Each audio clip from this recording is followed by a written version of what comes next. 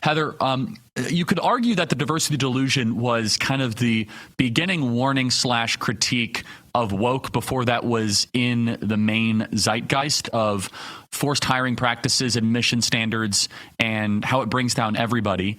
Then you wrote When Race Trumps Merit a couple years ago. I know that you are pessimistic by nature. However, I'm going to try to force you into a posture of optimism here. Are you seeing a societal rebuke of these practices and set of ideas, enough to give you a little bit of hope? A little bit of hope, absolutely, Charlie, I am. Good. You have these corporations started to cave so easily. We should have had a better fight.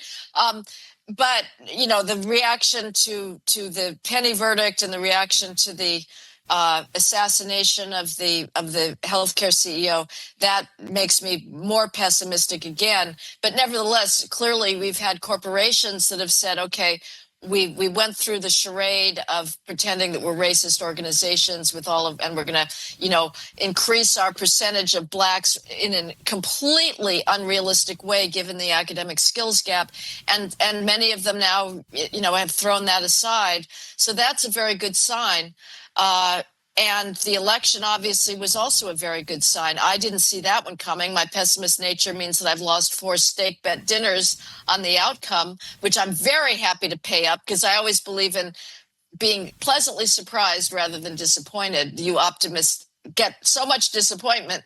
But I think maybe there's people that are say we're not going to take this any longer. The red state governors have been doing great things of just saying, wait a minute, we're just not going to pay for these completely parasitic, unnecessary, hostile bureaucracies on college campuses.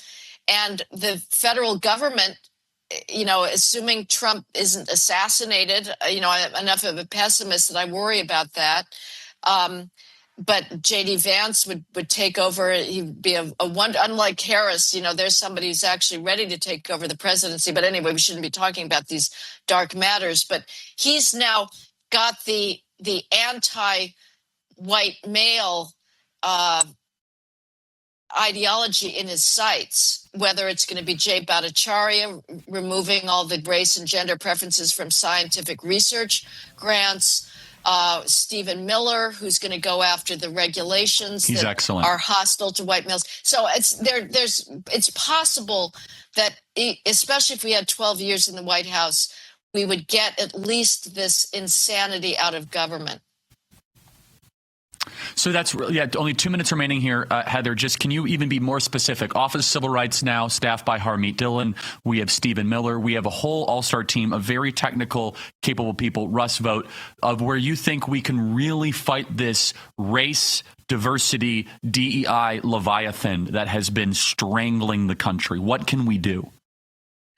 Take out any mention of race and sex in anything having to do with government, unless it is saying you must treat everybody equally. But if it talks about equity, if it says we are going to give scientific grants to black people or gay people or, God forbid, females, just because we think that being female is an accomplishment or being gay is an accomplishment, get rid of those regulations and go to Congress and say, get rid of disparate impact. Disparate impact is a completely poisonous idea that is the end of civilization.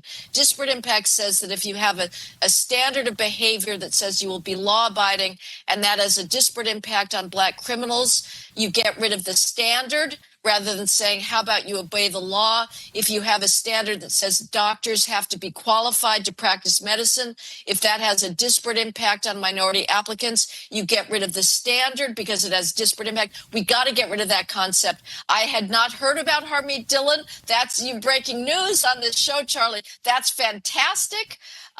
So, they can do a lot. They can. The Code of Federal Registers is just a complete landmine for anti-white male hatred. Let's bring civilization back. Let's be proud of what Western civilization gave the world, which is prosperity, fairness, equality, and the ability to realize your own potential. Heather, thank you. We have an all-star team of people that are going to use the power given to them in the executive branch to fight back against this. It's an exciting time to be alive. Heather, thank you so much. Come back anytime.